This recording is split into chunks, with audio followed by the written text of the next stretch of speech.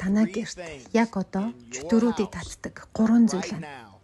Эдгээр нь гимгүү мэд харагддаг боловч үнэндээ сүнслэг үүд болж өгдөг.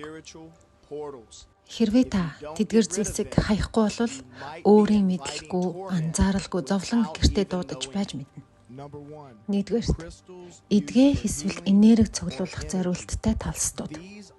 Эдгээр нь зүгээр нэг чулуу биш.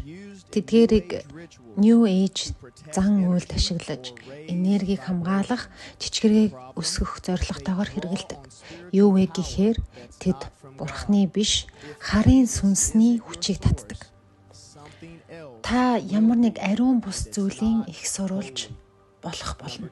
Хоёрдугаарт зүүд манагч. Эдгээр нь сүнсний ертөнцтэй харьцах, муу зүүдийг барих, эсвэл шүүх зорилттайгаар бүтээгдсэн.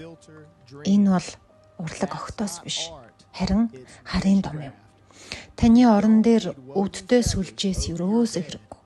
Харин танд гэрийгтэн ариунаар хамгаалах Есүсийн цус хэрэгтэй. 3-дугаарт өөр бурхтын хөшөө.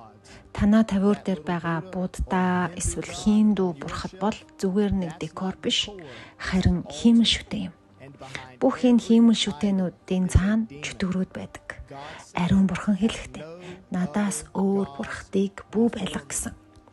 Гэрэг тань хараалд оруулж байгаа энгийн сувенир мэт харагдах зүйлсийг гэртээ бүү байлга.